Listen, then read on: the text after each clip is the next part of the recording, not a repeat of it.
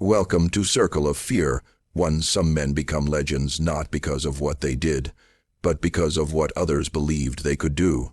In the cotton fields of Georgia, there lived a man who moved through locked doors as if they were made of air. He walked past armed guards as if invisible. He entered the most secure homes in the county, and not a single plantation owner dared to stop him. This wasn't magic. This wasn't folklore. This was something far more disturbing.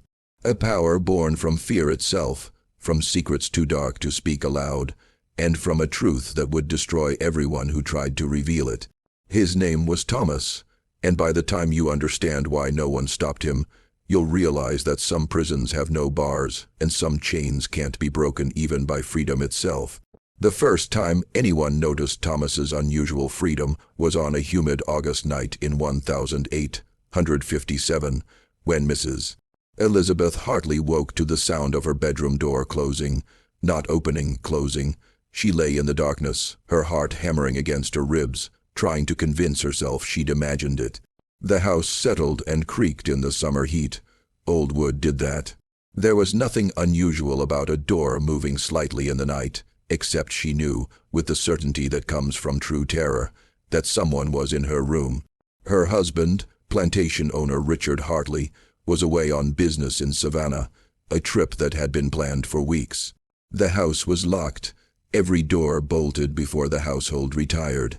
3 overseers patrolled the grounds with rifles and dogs trained, since puppyhood, to tear apart any slave found outside the quarters after dark.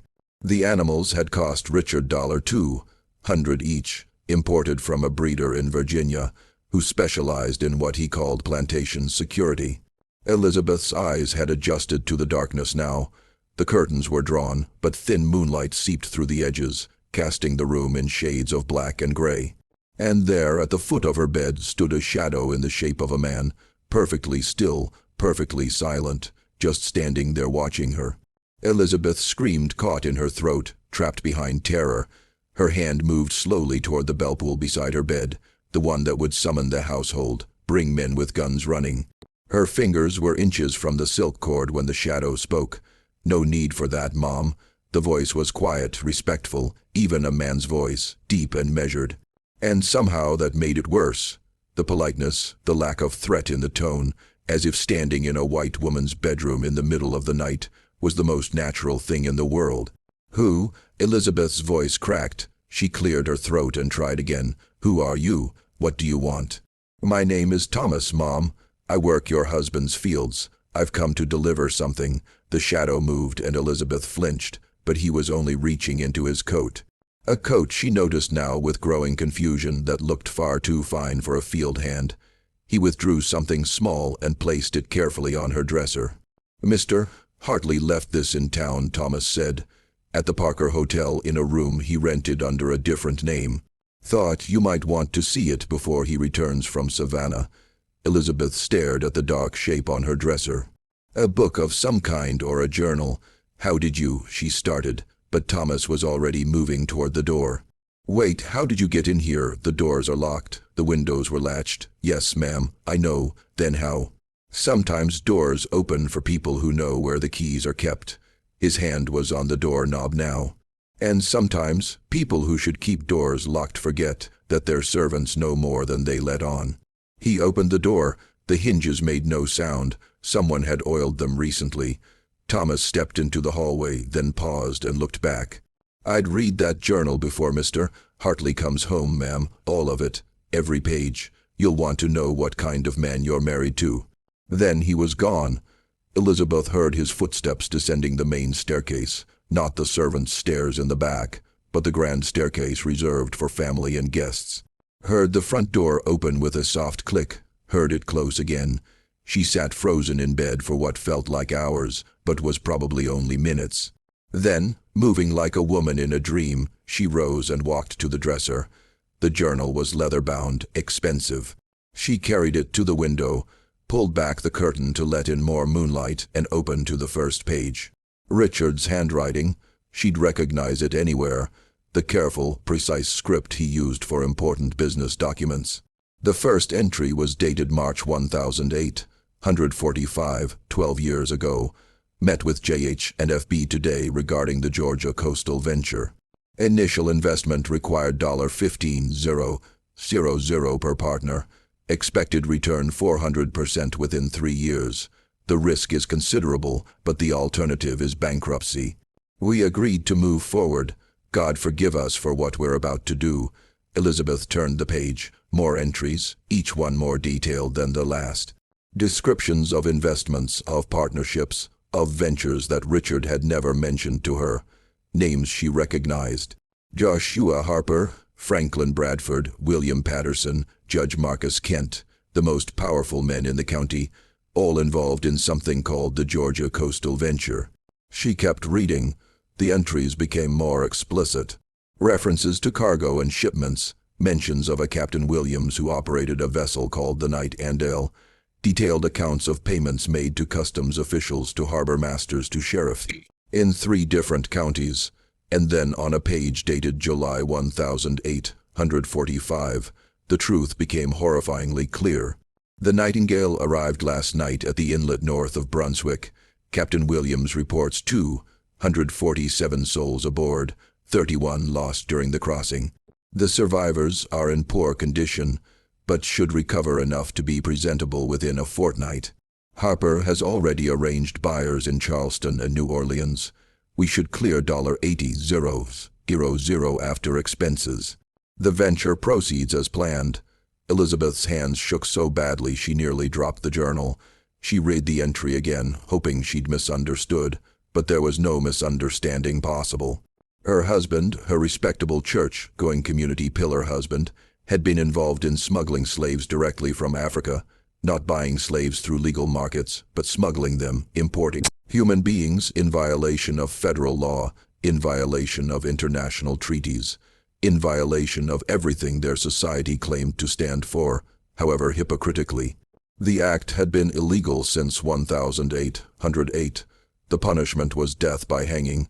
She turned page after page, reading through the night. The operation had continued for 3 years, from 1845 to 1848. Multiple ships, thousands of people smuggled and sold, millions of dollars in profit divided among the conspirators. The journal included everything. Names of ship captains, dates of arrivals, numbers of people transported and sold, officials who'd been bribed and how much they'd received, false documentation that had been created, slave market, where the smuggled people had been sold, even the assumed names under which the conspirators had conducted their business. The last entry was dated November 1848. The venture concludes today. We've agreed to cease operations. The risks have become too great. Federal authorities are investigating smuggling along the Georgia coast. Harper believes we should destroy all records.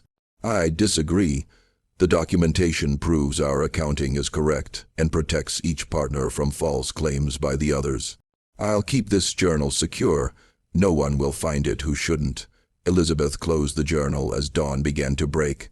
She sat by the window, watching pink lights spread across the fields where slaves, some of whom might have been smuggled here, might have been part of Richard's crime, were already emerging from their quarters to begin another day of forced labor. The question that terrified her most wasn't what Richard had done. It was how Thomas, a slave, had gotten his hands on this journal, and why he'd chosen to give it to her. When the household began to stir, Elizabeth rang for her maid and asked that the doors be checked. Every single door in the house was locked from the inside, exactly as they'd been secured the night before. The windows were all latched. The night watchman reported nothing unusual during his rounds. The dogs in their kennel had barked briefly around midnight, but had settled quickly. There was no possible way for anyone to have entered the house. Yet Thomas had been in her bedroom, had stood at the foot of her bed, had spoken to her, placed the journal on her dresser, and walked out the front door. And now Elizabeth knew her husband was a smuggler and a criminal, and she knew that a slave had access to evidence that could hang Richard and a dozen other powerful men. She also knew with cold certainty that her life had just become very dangerous. Richard returned from Savannah 3 days later, arriving in the late afternoon with gifts for Elizabeth and their daughter Sarah, silk fabric from a merchant, expensive and lovely. He was in good spirits, talking about successful business dealings, about contracts signed and partnerships solidified. Elizabeth waited until after dinner, until Sarah had gone to bed, until the servants had retired to their quarters. Then she placed the leather journal on Richard's desk in his study. He was pouring brandy when he saw it. The decanter slipped in his hand, splashing amber liquid across the desk. He made no move to clean it up, just stared at the journal as if it were a coiled snake. "Where did you get that?" His voice was barely a whisper. "A man named Thomas brought it to me. In our bedroom in the middle of the night while I was sleeping." Richard's face went from red to white. "Thomas was in our house in our bedroom, Richard standing at the foot of our bed. He placed this on my dresser and walked out through locked doors past guards and dogs like he owned the place." Richard collapsed into his chair. "Dear God, I read it. All of it." Elizabeth's voice was steady despite the fury and fear wearing inside her. "Every single page, the ships, the people, the bribes, everything you did." "Elizabeth, don't." She held up a hand. "Don't insult me with excuses or justifications. I don't want to hear about financial troubles or desperate measures. You smuggled human beings, Richard. You broke federal law. You could hang for this. I know." He buried his face in his hands. "Then explain to me how a slave has this journal, how he got into our house, and why you haven't had him killed to protect yourself." Richard looked up at her, and for the first time in their 15-year marriage, Elizabeth saw genuine fear in her husband's eyes. "I can't kill him," Richard said. "None of us can. He's a slave. You own him. You could. He has copies." The words came out flat, defeated. "Multiple copies, hidden God knows where. If anything happens to him, if he disappears, if he dies, even if he's sold away, those copies go to federal authorities, to newspapers in the North, to the British government, which has ships patrolling for smugglers and treaties allowing them to prosecute American citizens." Elizabeth sank into a chair across from him. "How many people know about this? The conspirators, maybe 15 men total, and Thomas. Who is Thomas? Why was he keeping records for you?" Richard reached for his brandy glass with shaking hands. The operation was complex. Multiple ships, multiple buyers, dozens of transactions. We needed someone to maintain accurate books. Who owed what? Who'd received what? How profits should be divided. We couldn't trust each other to do it honestly, and we couldn't hire a white bookkeeper without risking exposure. So, you used an educated slave. Thomas came over on the second voyage, 1845. He could read and write, learned in Africa before his capture. We think most unusual. Harper thought we should keep him, use him. He was intelligent, detail-oriented, perfect for the work. And it never occurred to any of you that giving an enslaved man detailed records of your crimes might backfire. Richard's laugh was bitter. Of course, it occurred to us, but we needed him, and we thought. He paused. We thought we could control him. We thought keeping him enslaved, keeping him dependent on us would be enough. But he made copies. We didn't know until 1848, after we'd ended the operation. That's when Thomas sent each of us a message, a single page delivered to our homes. It contained exact details from the records, details only he could know, and it made clear that if anything happened to him, everything would become public. Elizabeth tried to process this. "So for 9 years you've been held hostage by your own slave?" "Yes, and he can come and go as he pleases." "Not exactly. He still works the fields, still lives in the quarters, but 3 times a week he visits each of the conspirators, walks right up to the main house, comes inside, stays for 10 or 15 minutes, then leaves." "What does he do during these visits?" Richard's jaw tightened. "Nothing. He just exists there, stands in our homes, reminds us that he has power over us. It's psychological, a demonstration of control, and you all just let him. What choice do we have? If we try to stop him, if we show weakness or fear, he might interpret it as a threat. If we treat him harshly, he might decide revenge is worth his own life. So, we maintain this bizarre dance. He walks through our doors, we pretend it's normal, and we all live with this sword hanging over our heads." Elizabeth stood and walked to the window, looking out at the darkened fields. "There's something you're not telling me. Something worse than what's in the journal." Richard was silent for so long she thought he wouldn't answer. Finally, the numbers in that journal aren't complete. What do you mean? The official records show 643 people smuggled over 3 years, but the actual number was higher. Much higher? How much higher, I don't know. Only Thomas knows. He kept 2 sets of books, one for us to divide profits and one that recorded the truth. The real numbers, including the ones who died during transport, the ones who were sold under false names. The children separated from mothers. His voice broke. The complete accounting of everything we did. Elizabeth felt sick. And those records are what he's holding over you. Yes, because they don't just prove smuggling. They prove murder, fraud, conspiracy. They name every official we bribed, every law we broke, every lie we told. If those records become public, it won't just be hanging. It'll be the destruction of this entire county's leadership.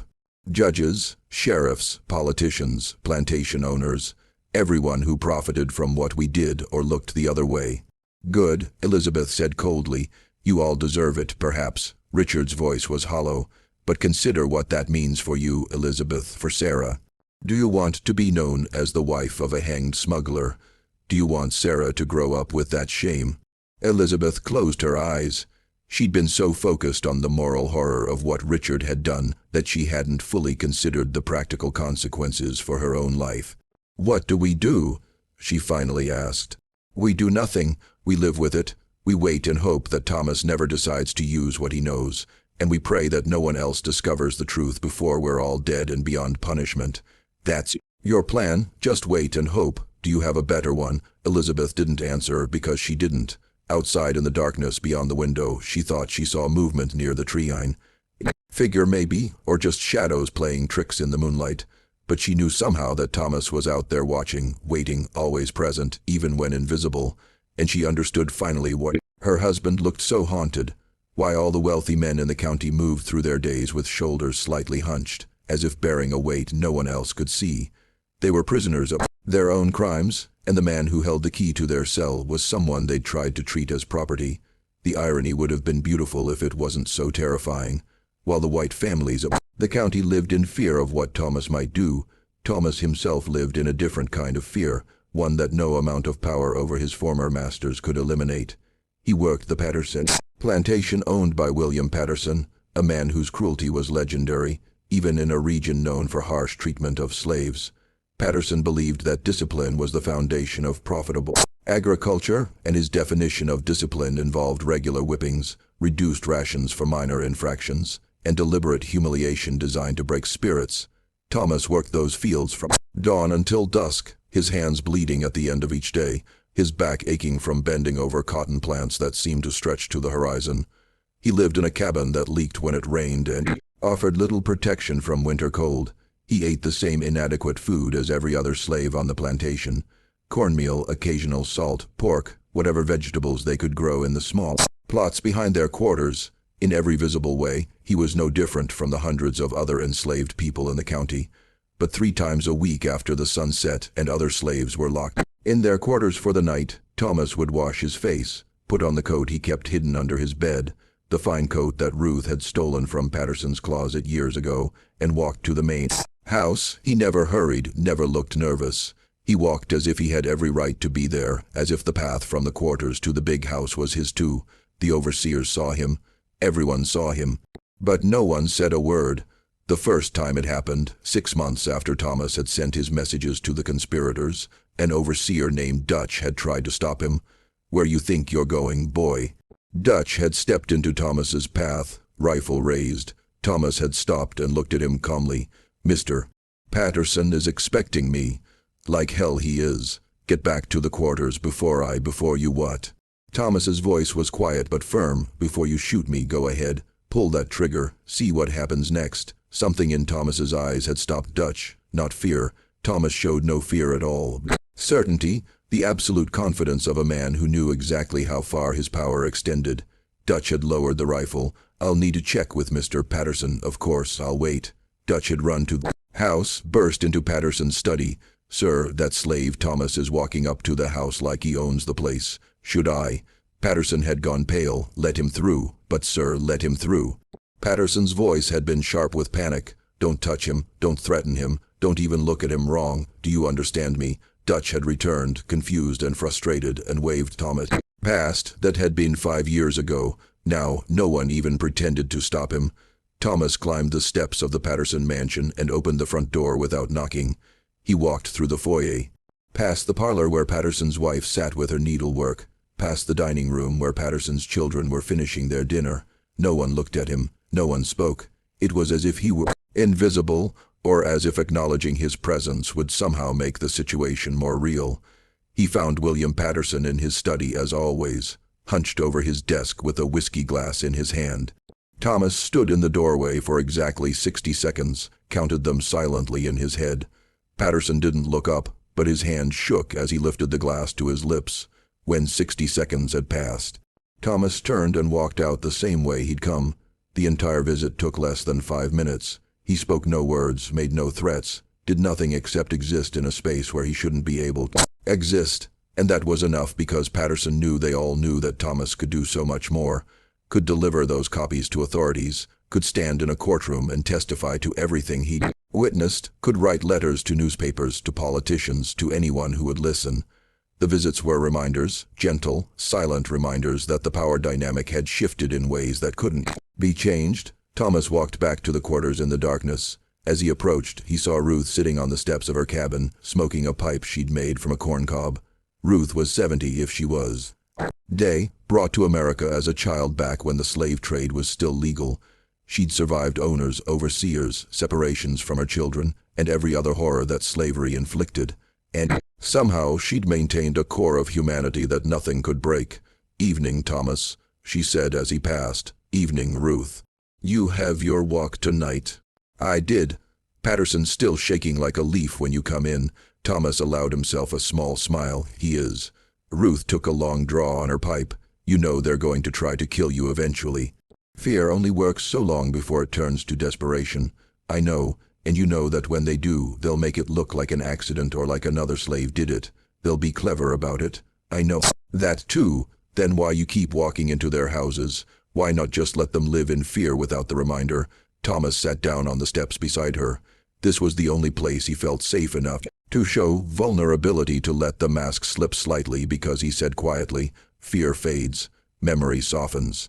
People convince themselves that threats aren't real, that consequences won't come. If I stop the visits within a year, they'll have convinced themselves I don't really have the power I claim. They'll start thinking of ways to test me. Better to remind them regularly." "That's the practical answer," Ruth said. "What's the real one?" Thomas was silent for a moment. "The real one is that those walks are the only freedom I have. The only moments where I'm not property, not controlled, not subject to their whims. When I walk through Patterson's front door for those 5 minutes, I'm not slave. I'm a man with power, and I need those minutes to remember what that feels like." Ruth nodded slowly. "Freedom in a cage is still a cage. I know. You could run, go north, use those records to buy protection from abolitionists, and abandon everyone else here. Use my knowledge only for myself while hundreds of other people remain enslaved. You don't owe them anything, Thomas. Survival isn't selfish, maybe not, but I've spent 12 years keeping those records safe, maintaining that power. If I run, it was all for nothing. If I stay, maybe I can find a way to use what I know to do more than just protect myself. Or maybe you'll just get yourself killed and then everyone suffers." Thomas stood. "Maybe, but at least I'll have died as a man, not property." Ruth shook her head. "You're a fool." Thomas, a brave fool, but a fool nonetheless, probably. He went into his cabin, the small, drafty space that was his only private refuge, and pulled up the loose floorboard where he kept his most precious possessions, a pencil nearly worn down to a nub, paper stolen sheet by sheet from Patterson's study over the course of years, and a small journal where Thomas kept his own records. Not the copies that threatened the conspirators. Those were hidden in locations even he only visited twice a year. This was different. This was personal. Thomas wrote down the date, August 17th, 1857. Then he wrote, "Mrs. Hartley received the journal. She knows now. Richard will have told her everything by now. Another family aware of the truth. Another weight added to the burden they carry." He paused, then added, "Ruth says I should run. She's probably right, but running means admitting that nothing has changed, that power still belongs only to those born white and free. I won't give them that victory, not yet." Thomas hid the journal again, lay down on his thin mattress and stared at the ceiling. Sleep came slowly, as it always did. His mind was too full of calculations, of risks, of the delicate balance he maintained every single day. He was the most powerful slave in Georgia, and also the most vulnerable, because the moment his protection failed, the moment those records were discovered or his utility ended, he would be dead before sunset. Living with that knowledge was its own form of torture, one that no white person in the county could ever truly understand. By 1859, Thomas's situation had become so normalized that the younger generation, children who'd grown up seeing him walk through their homes, barely questioned it. Sarah Hartley was 17 that summer, caught between childhood and adulthood, between innocence and the harsh realities of the world she'd been born into. She'd known about Thomas her entire conscious life, the strange slave who came to their house regularly, who her father spoke of only in worried whispers, who seemed to move through society according to rules no one else followed. But she'd never truly paid attention until the night she saw something that changed her understanding of everything. It was late July, oppressively hot. Sarah couldn't sleep, so she'd gone to the kitchen for water. The house was dark, everyone supposedly asleep. She was padding through the hallway in her nightgown when she heard voices coming from her father's study. One voice was her father's, the other was unfamiliar, but somehow commanding. Sarah knew she shouldn't eavesdrop, but curiosity overwhelmed propriety. She moved silently to the study door, which stood slightly ajar, and listened. "Can't continue like this forever," her father was saying. "You know that." "I know." The other voice, Thomas's, though Sarah didn't know that yet, was calm, measured. "But forever is a long time. I'm only concerned with today. But the war that's coming might free me, might kill me, might change nothing. I can't plan for variables I can't control. Mr. Hartley, if the Union wins, if they free the slaves, you won't need your protection anymore. You could simply walk away. And if the Confederacy wins, if slavery continues for another 50 years, then my protection becomes even more valuable." Sarah heard her father sigh. "What do you want, Thomas? Really want, if you could have anything?" There was a long pause. Sarah pressed closer to the door, desperate to hear the answer. "I want to live long enough to see every man who smuggled human beings held accountable for his crimes. I want to see justice, real justice, not the twisted version we pretend at in courtrooms where some people count as property. I want my daughter to grow up free." Sarah's breath caught. "Daughter?" Thomas had a daughter. "You have a child." Her father sounded shocked. "Born last month. Her mother is Lily from the Bradford plantation. Bradford doesn't know yet. And before you ask, no, I won't tell you where Lily is hiding her. I learned from your example about the importance of information security. Thomas, that child will grow up in a different world than I did, Mr. Hartley. I'll make certain of it. Whether through your laws changing or through the evidence I've kept, one way or another, she'll be free. That's what I want. I hope you get it," Richard said quietly. "I genuinely do. What we did, what I did, it haunts me every single day." "Good," Thomas said, and Sarah heard no sympathy in his voice. "It should haunt you. You should never have a moment's peace for the rest of your life." Footsteps approached the door. Sarah fled silently back to her room, her heart pounding. Thomas had a daughter. Thomas spoke to her father as an equal, no more than an equal, as a superior, and her father, one of the wealthiest and most powerful men in the county, accepted it. Sarah lay in bed, processing what she'd heard. The pieces of a puzzle she'd never known existed were starting to come together, and the picture they formed was disturbing. Over the following weeks, Sarah began paying closer attention. She noticed how the prominent men of the county carried themselves, the slight hunch to their shoulders, the way their eyes would dart around rooms as if looking for threats, the whispered conversations that stopped abruptly when others approached. She noticed how Thomas moved through public spaces. She saw him once in town walking past the courthouse. A group of white men stepped aside to let him pass, then watched him with expressions of mingled hatred and fear.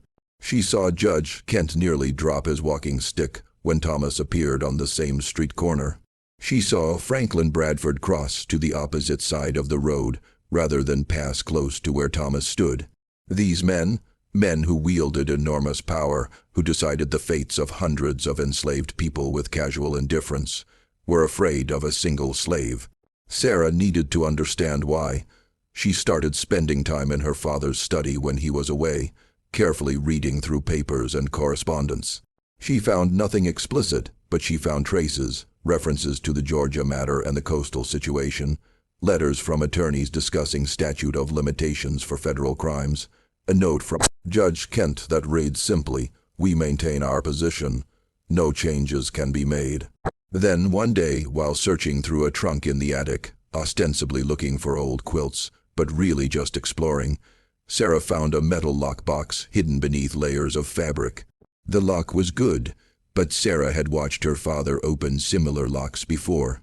She knew where he kept the keys, a small leather case in his desk drawer labeled as containing important household keys.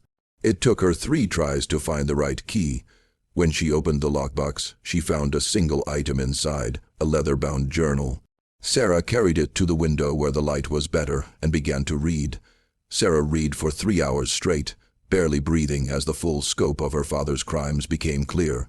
The smuggling operation.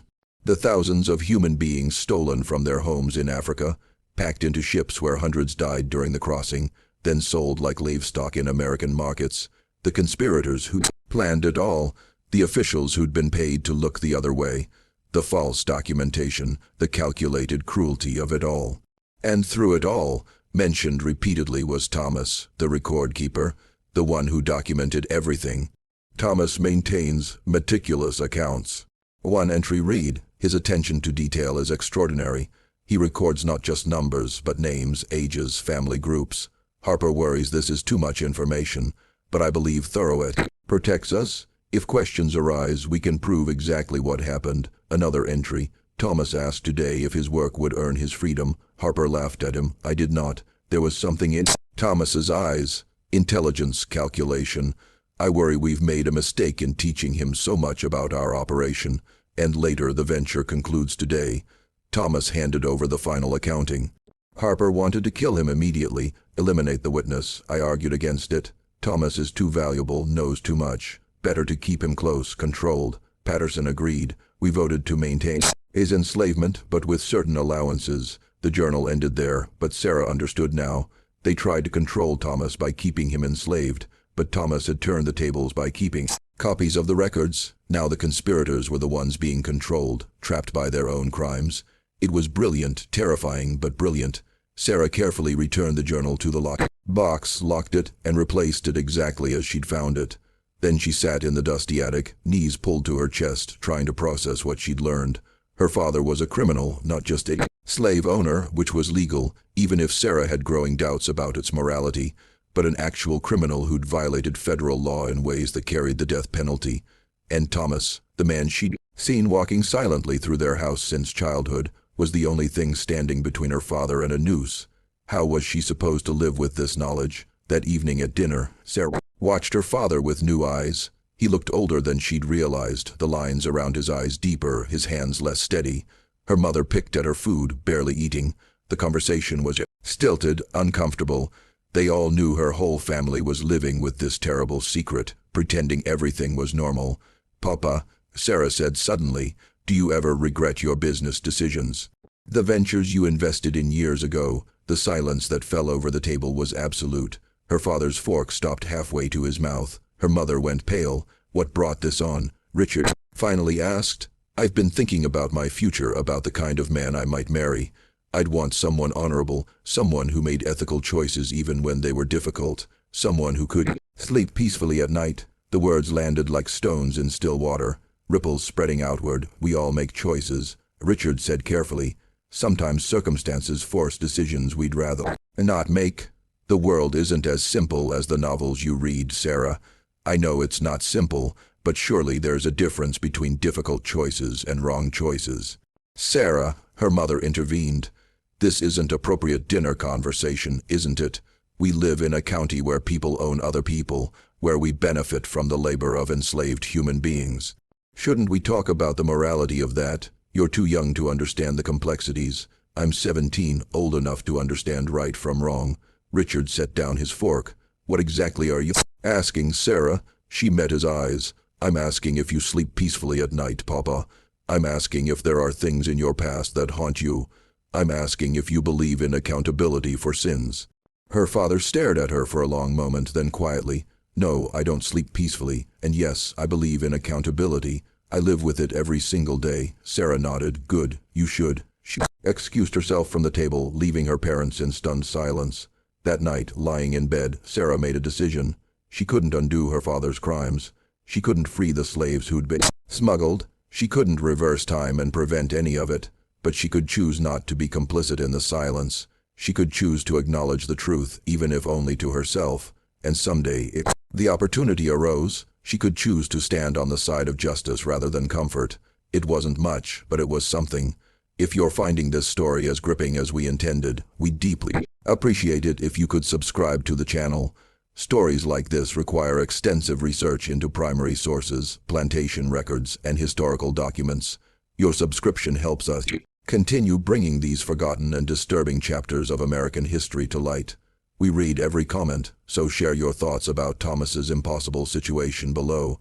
The conspiracy that had created Thomas's power extended far beyond the handful of plantation owners who directly participated in the smuggling. By 1860, dozens of additional people had become entangled in the web of secrets and lies. Sheriff Coleman knew he'd been one of the officials who'd accepted bribes to look the other way when slave ships arrived at hidden inlets. He'd falsified reports, intimidated potential witnesses, and used his position to protect the conspirators. Dr. Samuel Pritchard knew. He'd examined newly arrived Africans, treating diseases acquired during the crossing and certifying them as born in America for sale documents. His medical reputation lent credibility to the false documentation. Mayor Harrison knew he'd used his political connections to prevent federal investigators from looking too closely at Georgia's coastal activities. Even Reverend Matthews, the respected minister who preached every Sunday about Christian morality, knew something. He accepted donations to his church from the conspirators, donations large enough that he must have questioned their source, and they all lived in fear, not just of legal consequences, but of social destruction, because in their society, reputation was everything. A man could survive financial ruin and rebuild, but a man whose reputation was destroyed, who was publicly revealed as a criminal, a smuggler, a person who'd violated both law and decency, that man was finished. His family would be shunned. His children would never find respectable marriages. His name would become a curse. Thomas's power wasn't just that he could send men to the gallows. It was that he could destroy families, legacies, the social fabric of an entire county. One afternoon in June 1860, several of conspirators gathered secretly at the Bradford estate to discuss their situation. The meeting had been arranged carefully, servants dismissed, guests arriving separately to avoid suspicion, doors locked and windows covered. Franklin Bradford poured whiskey for the assembled group. Richard Hartley, William Patterson, Judge Kent, Sheriff Coleman, Dr. Pritchard, and 3 other plantation owners who'd invested in the smuggling operation. Gentlemen, Bradford began, we've lived under Thomas's thumb for 12 years. I think it's time we seriously discussed our options. We've had this conversation a dozen times, Judge Kent said wearily. We haven't found a solution yet because we've been too cautious, too afraid to take decisive action. Decisive action? Patterson's voice was sharp. You mean murder? Say it plainly, Franklin. Fine. Yes, I mean eliminating the threat. And the copies of the records, Richard asked. The ones that will be delivered to authorities if anything happens to Thomas. We don't know for certain those copies exist, Bradford argued. Maybe it's a bluff. Maybe there's only the one set and Thomas has simply convinced us it's not a bluff. Dr. Pritchard spoke up for the first time. 3 years ago, my son, drunk and foolish, tried to attack Thomas. Wanted to teach the epidity and grow a lesson. Before the boy could land a blow, Thomas stopped him with a single sentence. Your father examined 73 children under the age of 5, certified them as born in Virginia, and sold them to markets in New Orleans. That information is currently held by 3 different people who don't know each other. If I don't meet with each of them by specific dates, they have instructions to deliver sealed packages to federal authorities. The room was silent. My son was so terrified by the specificity, by the fact that Thomas knew the exact numbers that he ran. He left Georgia entirely, moved to Texas, and Thomas was right. I did examine 73 children. That number isn't in any documents we kept. It's in the records that only Thomas maintained. So the copies are real, Sheriff Coleman said heavily, which means we're trapped. Perhaps not permanently, Judge Kent said thoughtfully. Gentlemen, consider Thomas is what, 35 years old, 36. He could live another 30 years, maybe 40, but we won't. Most of us are already in our 50s or 60s. Patterson, you're nearly 70. My point is that time solves this problem for us. Eventually, Thomas will die, and when he does, whatever instructions he's left will be executed by people who have no personal stake in the matter, people who can be bribed, intimidated, or reasoned with. More, Richard said quietly. When Thomas dies, those instructions will be carried out exactly as he planned, evidence delivered, crimes exposed. Our children and grandchildren left to bear the shame. Better them than us. Bradford muttered. Richard stood abruptly. Listen to yourselves. You're planning for Thomas's natural death while hoping your own comes first, so you can die before facing consequences. That's not a strategy, that's cowardice. Then what you suggest? Patterson demanded. Confession. Should we all march to federal court and admit everything? Hang honorably, of course not. But we could stop making it worse. Stop treating Thomas as an enemy to be defeated.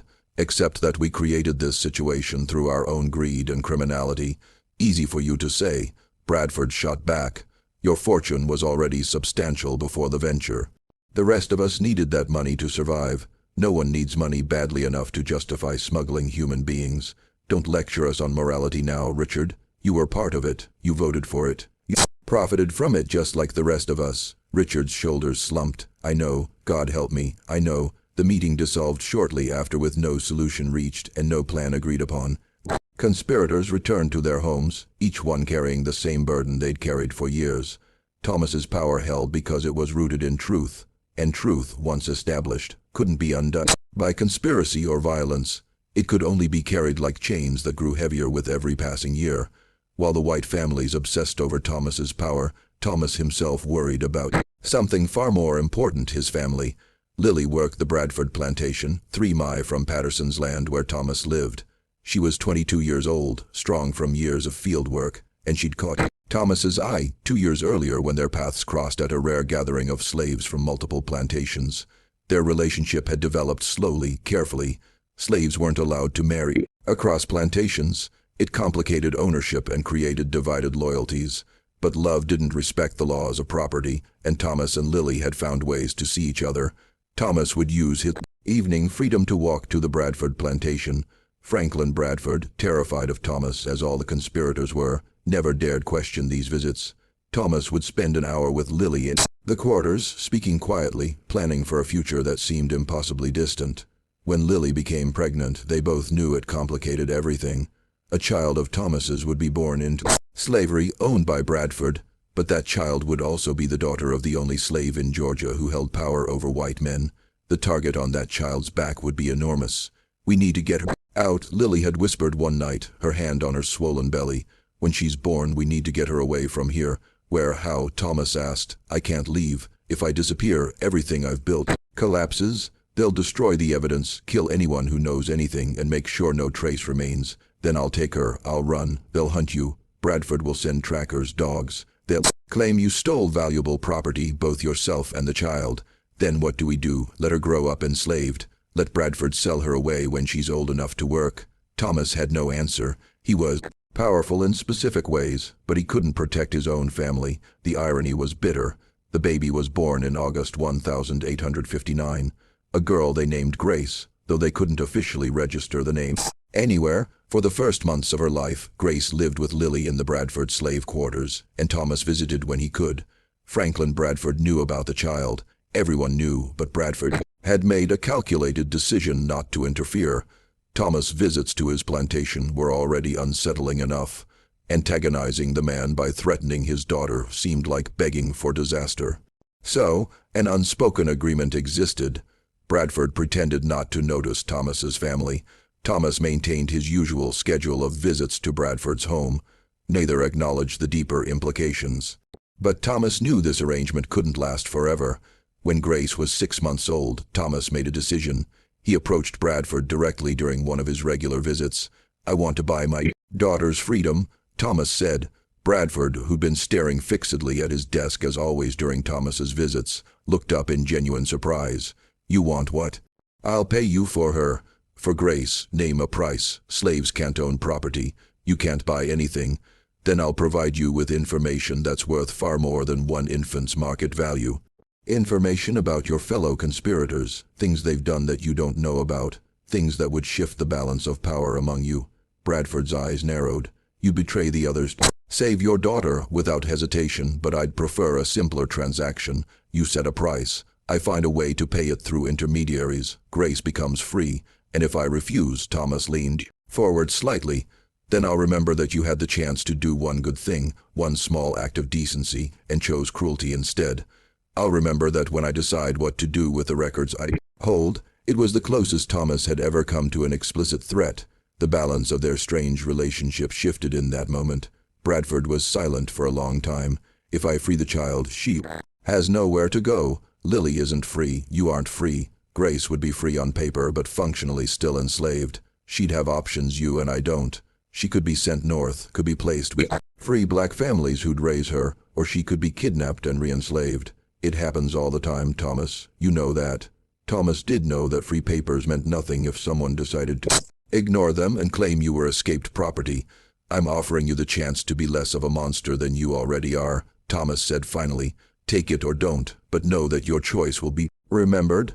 Bradford stood and walked to his safe. He pulled out a blank manumission form, the legal document that granted freedom to enslaved individuals.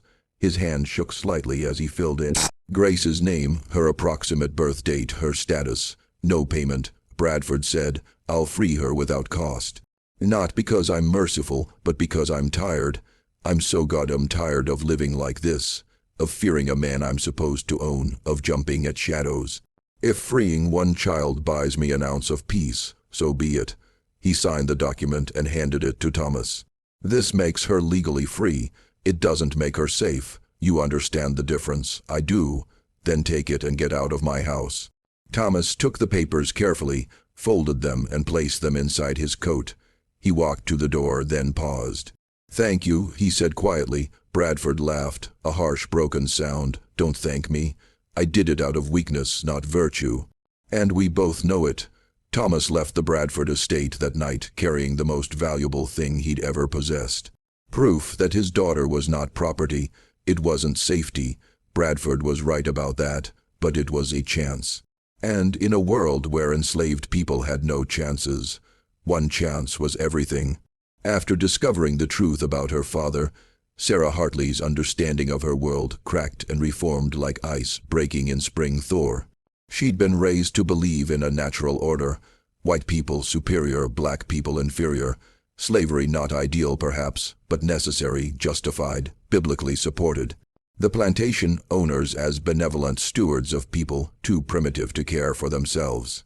Every sermon she'd heard, every lesson from her governesses, every conversation among adults in her life had reinforced this narrative. But the journal showed her something different. It showed white men, the most respected men in her community, committing crimes so heinous that even their own legal system would execute them for it. It showed those same men afraid of a single enslaved person, because that person had intelligence, discipline, and integrity they lacked. Thomas wasn't inferior. Thomas was extraordinary, and the men who claimed superiority were actually moral cowards. Once Sarah saw this truth, she couldn't unsee it. She started noticing things, the way slaves were spoken of in her presence, as if they couldn't understand or had no feelings. The casual cruelty she'd witnessed her entire life, but never questioned. The elaborate justifications her community constructed to explain why owning human beings was acceptable.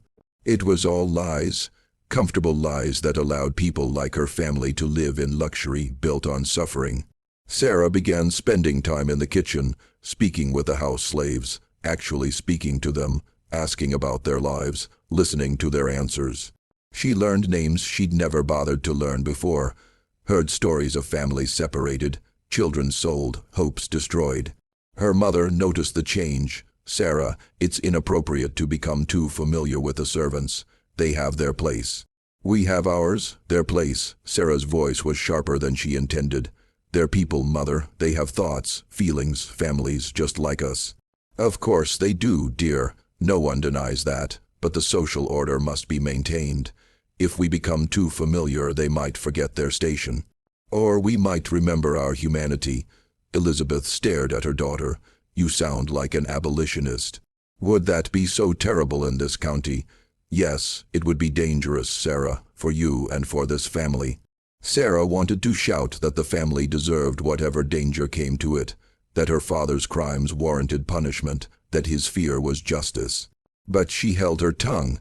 Destroying her family wouldn't help the slaves who'd already been smuggled, wouldn't undo the crimes. So instead, she started educating herself. She read everything she could find about abolition, about the arguments for and against slavery, about the growing tensions between North and South. She had to hide her reading material, books by Frederick Douglass, Harriet Beecher Stowe, other abolitionist writers, because possession of such literature was effectively illegal in Georgia. And she started paying very close attention to Thomas. She watched him move through their house during his visits, seeing him properly for the first time. He wasn't shuffling or servile. He carried himself with dignity, with quiet strength. His eyes were intelligent, alert, missing nothing. One evening, Sarah did something incredibly foolish. She went to the library during one of Thomas's scheduled visits and waited for him. When Thomas entered the room, he usually spent a minute in the library during each visit. She'd learned. He stopped short at seeing her. "Miss Hartley," he said quietly, "you shouldn't be here. It's my home." "Why shouldn't I be in the library?" "You know why," Sarah stood. "I read my father's journal, the one from the lockbox in the attic. I know what you're doing, why they're afraid of you." Thomas's expression didn't change, but something shifted in his eyes. "Then you know this conversation is dangerous for both of us." "I know, I don't care." She took a breath. "I want to help. Help how? I don't know yet. But what my father did, what all of them did, it was evil. They should be held accountable. If your records can do that, I want to help make sure they're not destroyed." Thomas studied her for a long moment. "How old are you?" 17. "Young enough to still believe in simple justice. Old enough to be dangerous if you act without thinking." He moved toward the door. "Miss Hartley, the best way you can help is to stay silent, stay safe, and wait. When the time comes, and it will come, people with conscience will be needed to rebuild. Be one of those people." "That's not enough. I want to do something now." Wanting to do something and knowing what to do are very different. You can't undo your father's crimes by exposing him. That would destroy your mother, ruin your own future, and accomplish nothing for the people who were smuggled. They're scattered across 5 states now, sold and re-sold. Justice for them is impossible. Then what's the point of the records you keep? Thomas paused at the door. Insurance, protection, and maybe someday testimony, but not revenge. Never revenge. Revenge is poison. He looked back at her. "You want to help? Then when this war comes, and it's coming, Miss Hartley, anyone can see that. Choose the right side. Use whatever privilege you have to help people who have none. That's how you make amends for benefits you've received from evil." He left before she could respond. Sarah stood in the library, shaking slightly. She'd expected to feel heroic, brave. Instead, she felt small, naive, reminded that her desire to help was rooted partly in wanting to absolve her own guilt.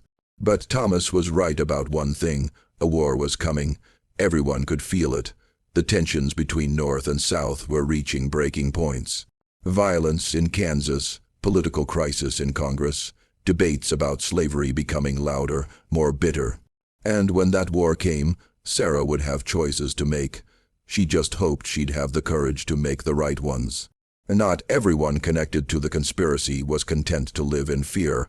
Some men, particularly those with less to lose, began plotting active solutions.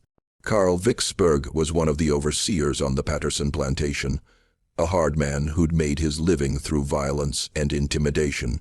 He'd been hired after the smuggling operation ended, so he knew nothing about the specific crimes, but he knew about Thomas's unusual privileges, and it enraged him. "It ain't natural," he complained to the other overseers over whiskey. "That Negro walking around like he owns the place, coming and going as he pleases. Something needs to be done. Patterson allows it." Another overseer pointed out, "We can't go against what the boss wants. And he's made arrangements so that evidence becomes public if anything happens to him. So yes, he walks around freely. Yes, he has privileges. And yes, we all tolerate it because the alternative is our death. Does that answer your question? Vicksburg's face had gone pale. What kind of crimes? The kind you never speak of. Not to me, not to anyone. The kind that are buried and need to stay buried. Patterson sat back down heavily. You have a choice, Vicksburg. Accept the situation and continue working here with generous pay, or leave today and never return. Choose now. Vicksburg chose to stay, but the conversation planted seeds. He started asking quiet questions, speaking to other overseers at other plantations, piecing together whispers and rumors. Within 6 months, he had a rough outline of what the conspiracy had been: smuggling, illegal importation, probably from Africa, and he began to wonder if there was profit to be made from this information. If Thomas's records were valuable enough to protect him, maybe they'd be valuable to others too.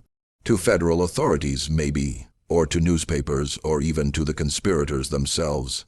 Might they pay to have the records destroyed? Vicksburg didn't act on these thoughts immediately, but they simmered in his mind, a backup plan if things ever got bad enough that he needed money quickly. He wasn't the only person making such calculations. Throughout the county, others who'd learned fragments of the truth were considering how that knowledge might be leveraged. Thomas's power was holding for now, but it rested on a foundation of fear, and fear could only last so long before it transformed into something more dangerous. Desperation. Stories like this exist in the gray spaces of American history, where documented fact meets oral tradition and uncomfortable truths. If you're finding value in this deep dive into a darker chapter of our past, please consider liking this video. It helps others discover these forgotten stories and encourages us to continue researching the shadows that history often glosses over. Your engagement makes this work possible. The secession of South Carolina in December 1860 sent shock waves through Georgia. By January 1861, Georgia had followed, and by April, Fort Sumter had been fired upon. America was at war with itself. For the conspirators who'd lived under Thomas's threat for 13 years, the war represented a terrifying new variable. The old social order was fracturing. Federal authority, the authority that would prosecute their crimes, might soon control Georgia. Or conversely, a Confederate victory might change laws in ways that affected the severity of their crimes. More immediately, the war meant chaos. Soldiers moving through the countryside, normal routines disrupted, the possibility that in the confusion, Thomas might be killed or freed, and his carefully constructed protection might collapse. William Patterson called an emergency meeting of the surviving conspirators in June 1861. Judge Kent had recently died of natural causes, taking his fear to the grave. The remaining men gathered at the Bradford estate, exhausted and aged by their years of anxiety. The war changes everything, Patterson began. If the Union wins, slavery ends, Thomas becomes free. Then we pray for Confederate victory, someone said. And if the Confederacy wins, slavery continues, maybe for generations. And we continue living under Thomas's thumb for the rest of our natural lives. Patterson shook his head. Either outcome is untenable. Then what do you propose? Richard Hartley asked, though he already suspected the answer. We eliminate the problem before the war reaches Georgia while we still have control. We've been through this, Bradford protested. The copies. Maybe the copies don't matter if everything becomes chaos, Patterson interrupted. Think about it. The war provides cover. Thomas dies in the confusion, killed by deserters or Union sympathizers, or just the random violence that war brings. His instructions for the copies become confused. Maybe they're delivered to authorities, but those authorities have bigger concerns than decade-old smuggling crimes. Maybe the records are lost in the chaos. It's a risk, but it might be our only chance. It's murder, Richard said flatly. Say what it is. It's survival. It's cowardice. We committed the crimes. We should bear the consequences. Easy for you to say. Your fortune was already substantial. Some of us needed. Don't. Richard slammed his hand on the table. Don't use necessity as an excuse. We were greedy, admit it. We saw an opportunity to become wealthy and took it regardless of the human cost. That's the truth, and Thomas has done nothing but remind us of that truth. Then what would you have us do? Just wait for destruction? I would have us do what we should have done 13 years ago. Confess, face the consequences, at least die with some shred of dignity intact. The room erupted in arguments. Some men agreed with Richard's position in principle, but lacked the courage to act on it. Others argued passionately for Patterson's approach. A few remained silent, paralyzed by indecision. The meeting ended with no consensus, but a fracture had formed in the group. Patterson, Bradford, and 3 others had decided they were willing to risk violence.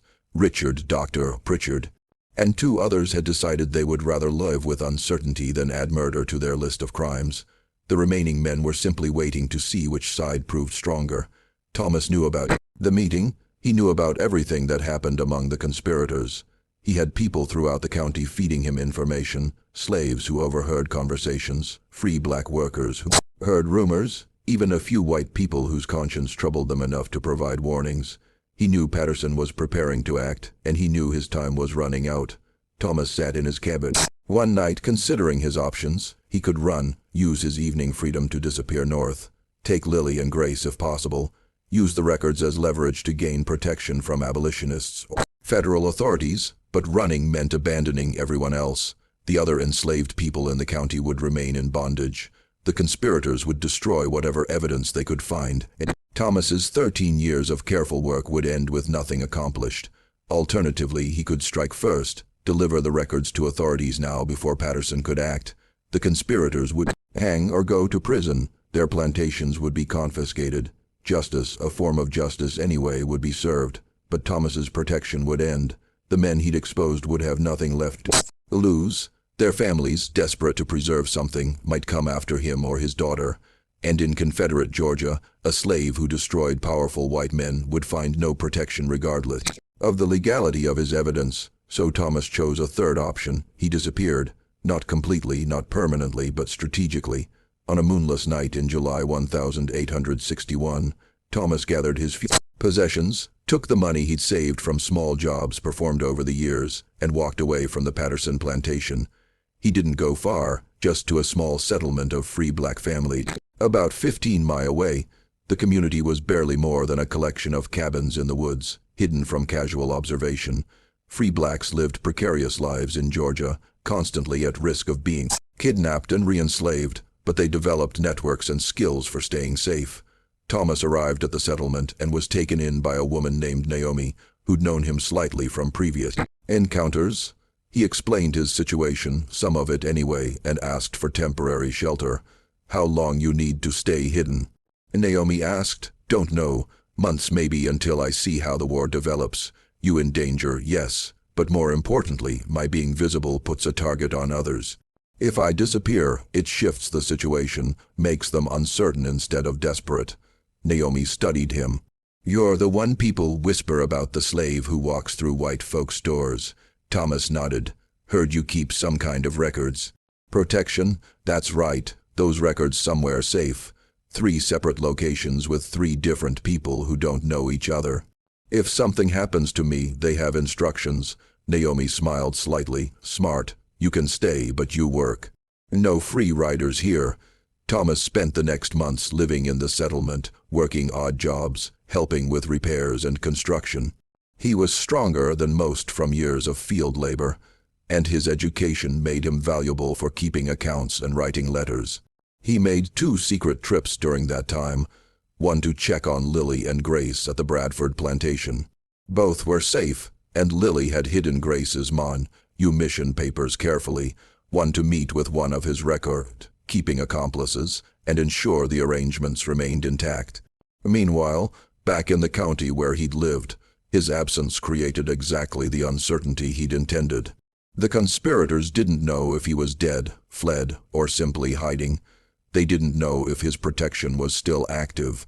They didn't know whether to feel relief or terror, and in that uncertainty, they turned on each other. With Thomas gone, the delicate balance of the conspiracy began to collapse.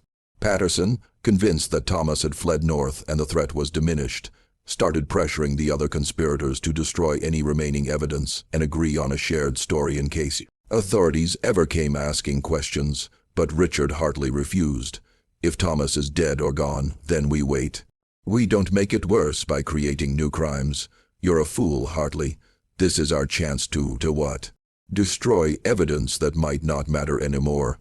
Thomas might have fled, yes, but his instructions remain. We change nothing. We destroy nothing. We wait. Bradford sided with Patterson. Dr. Pritchard sided with Hartley. The group fractured into factions, each one suspicious of the others. Then, in September 1861, something strange happened. Franklin Bradford received a letter. It was delivered through normal postal channels addressed in handwriting. Bradford recognized immediately as Thomas's. Inside was a single page. I am neither dead nor gone. The arrangements remain in effect. Any attempts to alter the situation will be interpreted as threats and responded to accordingly. Continue as before. No signature, no return address. Bradford showed the letter to Patterson and the others. The effect was immediate. The fragile hope that Thomas's disappearance meant freedom collapsed. The fear returned, stronger than ever. Because now they didn't even know where Thomas was, couldn't monitor him, couldn't predict his actions. He'd become a ghost, more powerful, invisible than he'd ever been visible. Over the following months, other letters arrived. Judge Carter, who'd taken over some of Judge Kent's duties, received one. Sheriff Coleman received one. Even Mayor Harrison, who'd been relatively peripheral to the conspiracy, received a reminder of his complicity.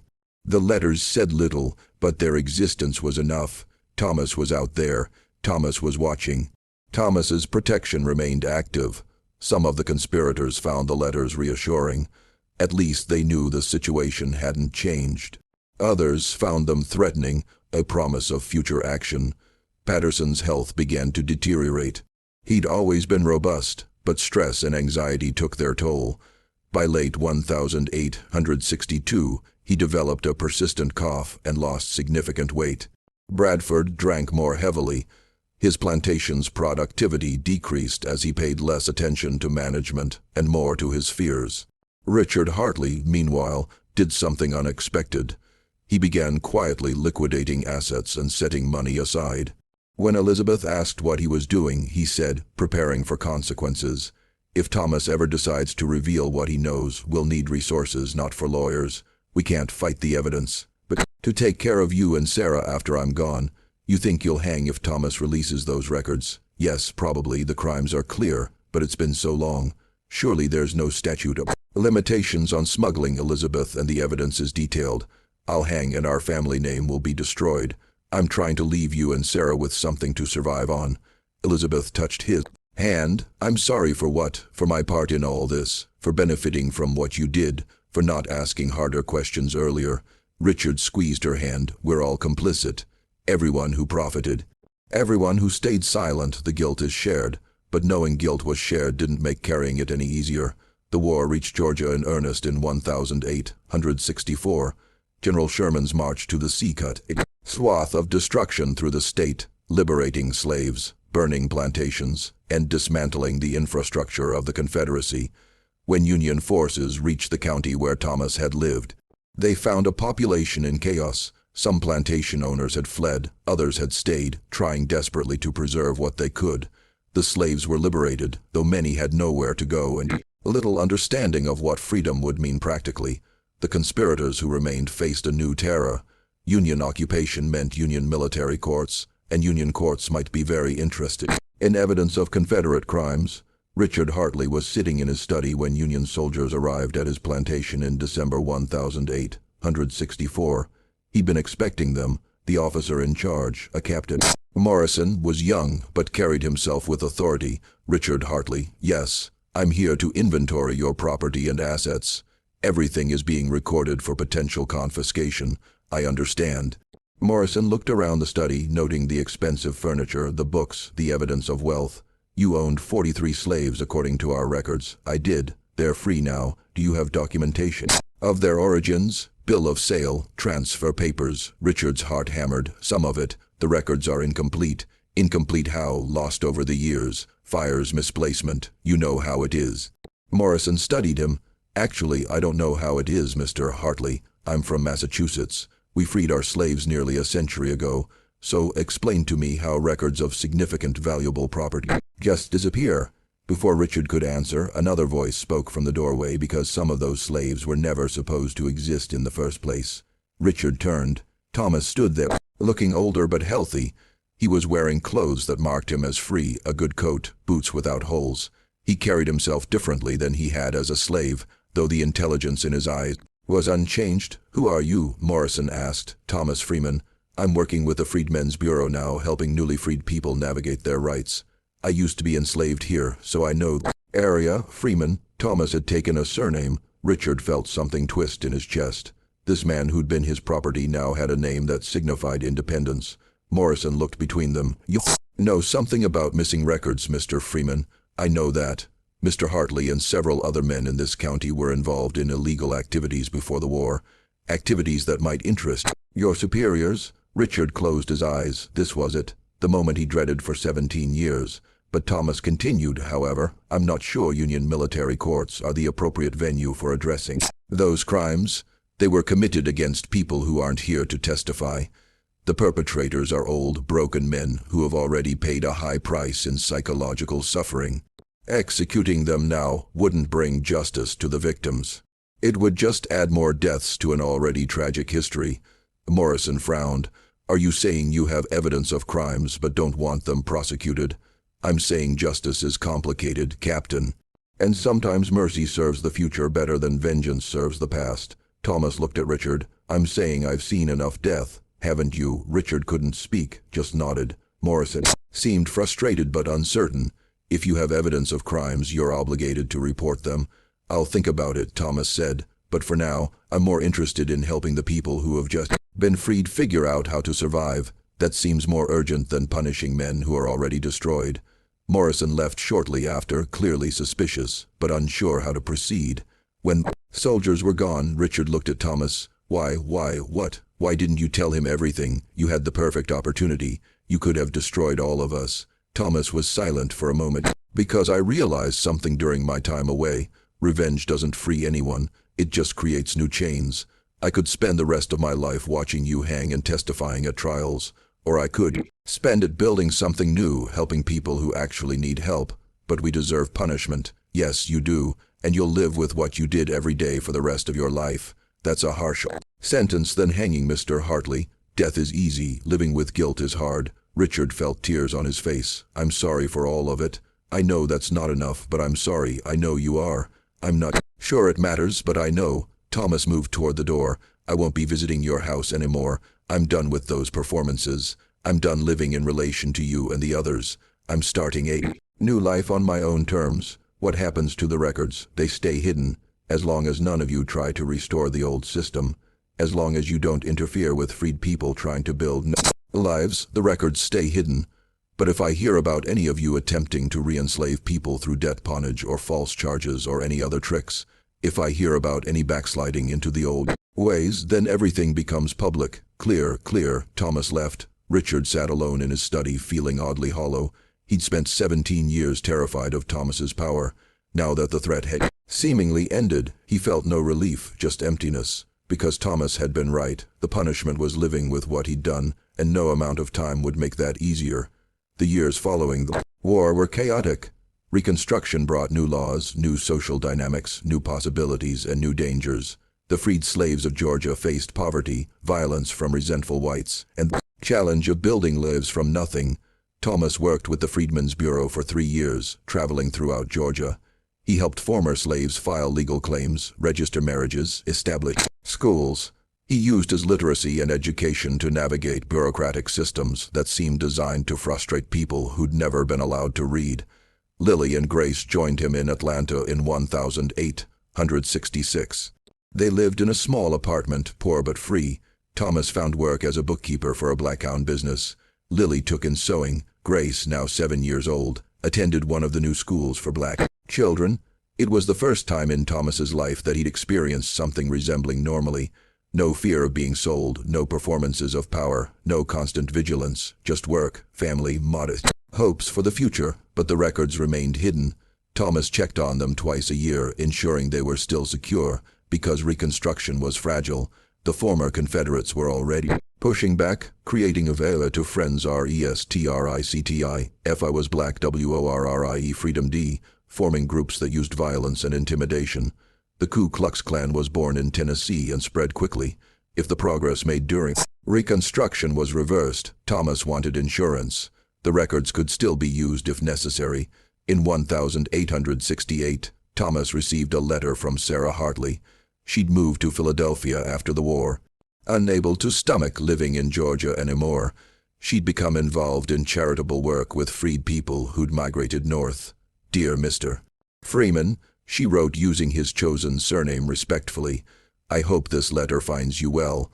I wanted you to know that my father passed away last month. Heart failure, the doctor said, though I think it was more accurately spirit failure. He died carrying the weight of what he did. And I suppose that's a form of justice. I don't expect you to forgive him or any of them. I don't forgive him entirely, though I loved him. But I wanted you to know that in his final years, he used what remained of his money to quietly fund schools for freed people. It wasn't enough to balance the scales. Nothing could be, but it was something. You showed me that power doesn't have to mean cruelty and that justice can sometimes look like mercy. I'm trying to live by that example. Thank you for the unexpected lessons." Thomas kept the letter. He never wrote back.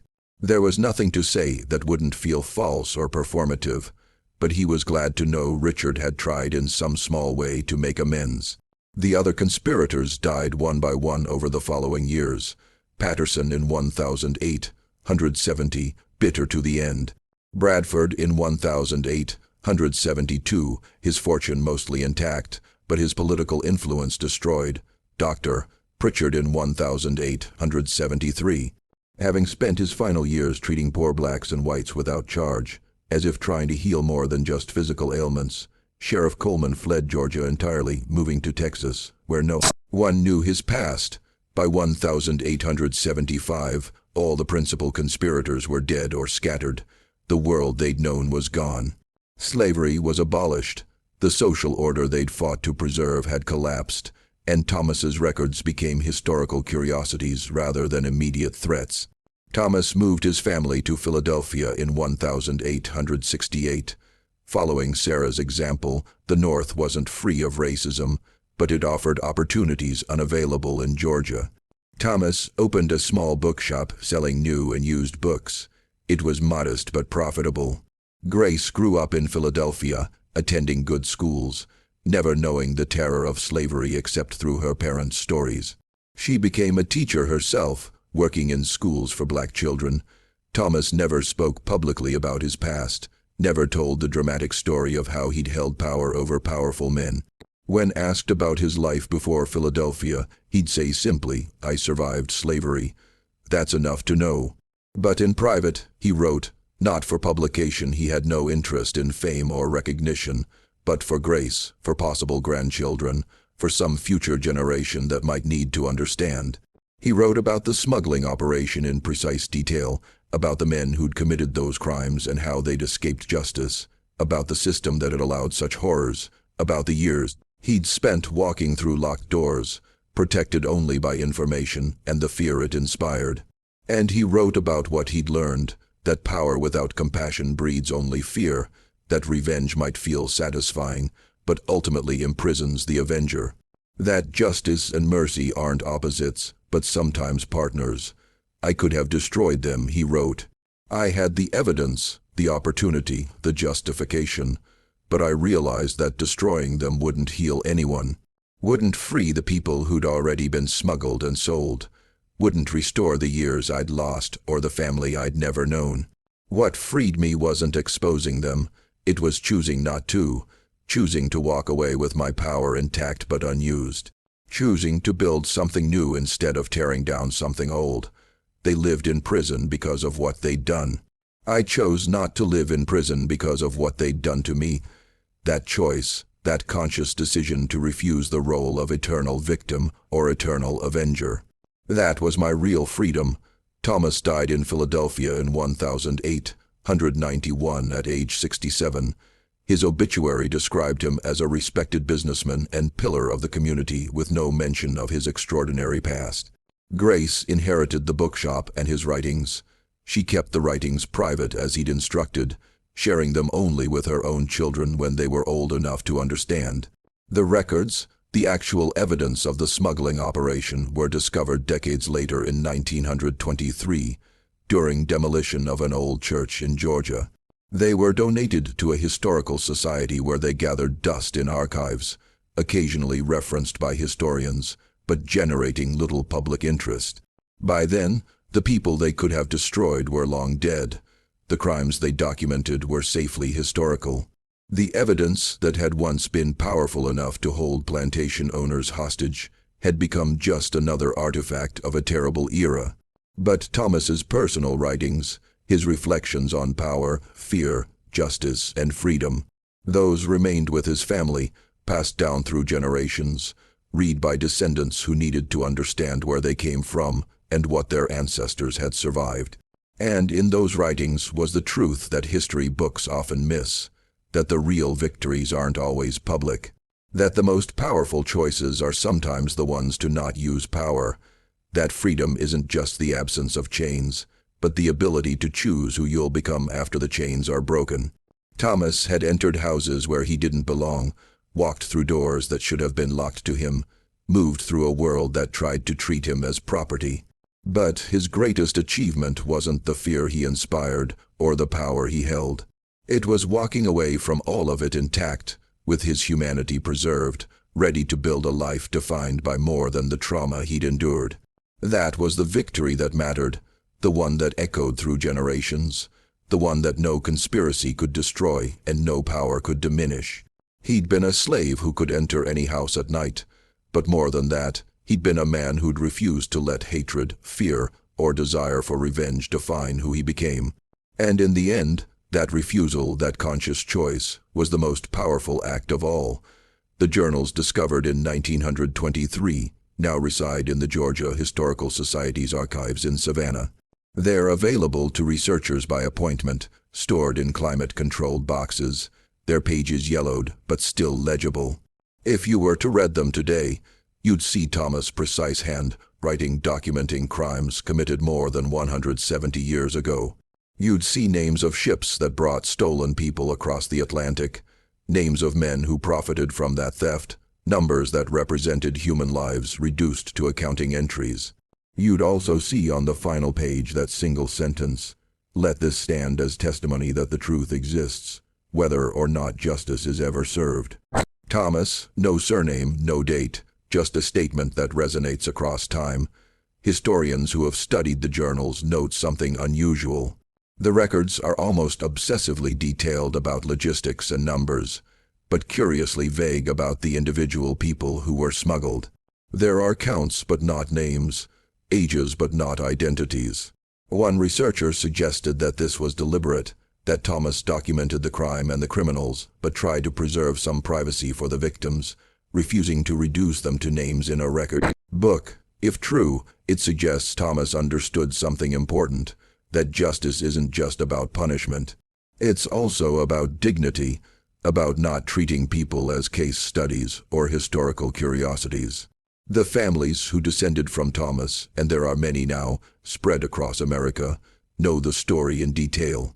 It's passed down carefully with emphasis not on the drama, but on the lessons. Great-grandfather Thomas Tortois, one descendant, said in a 2015 oral history interview that power is only meaningful if you know when not to use it. That survival isn't the same as victory. That freedom is something you build every day, not something you're given once and have forever. In Philadelphia, there's a small historical marker near where Thomas's bookshop once stood. It mentions him briefly as a freedman who became a successful businessman and community leader. Nothing about the smuggling operation, or the power he held, or the men who feared him. That might seem like erasure history forgetting the most interesting parts of his story, but maybe it's fitting. Thomas spent his enslaved years being defined by his relationship to white power, spent years being valuable only as a threat, only as someone who held dangerous information. Perhaps he'd appreciate being remembered simply as a man who lived, built, taught, and left behind descendants who knew their history. The real memorial isn't a marker or archived journals. It's the fact that Grace's descendants, Thomas's descendants, live in freedom their ancestor helped secure. That doctors, teachers, artists, engineers, they carry his legacy not as a burden, but as a foundation.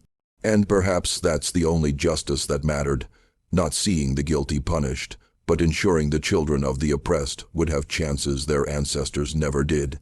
Thomas walked through doors that should have been locked to him, but the doors he really opened were the ones leading to a future where his descendants wouldn't need to extract power through fear. They'd have it by right, by law, by simple human dignity. That's the victory history books miss. That's the triumph that echoes louder than any dramatic revelation could have. The slave who could enter any house at night ultimately didn't need to enter those houses at all. He built his own house instead. And his children and grandchildren and great-grandchildren have lived in the freedom he fought so carefully to preserve. That's how some stories end, not with thunder and vindication, but with quiet victories that unfold across generations. Thomas knew the truth existed. He made sure it was preserved, but he also knew that truth without wisdom is just another weapon. And he chose wisdom. The plantation owners never stopped him because they couldn't, but more than that, because he never gave them reason to believe stopping him would be the end of anything. He made them understand that the threat would outlive him, outlast them, remain dormant but deadly. And then he walked away, took his family north, and lived the rest of his life free, not just from slavery, but from the need to prove anything to anyone. Some ghosts haunt houses. Thomas's ghost, his memory, his choice, his legacy haunts the consciences of anyone who learns his story and understands what real power looks like. It doesn't look like violence. It doesn't look like revenge. It looks like a man walking through a door, choosing not to destroy the people who destroyed so many others and building something new instead. That's the lesson.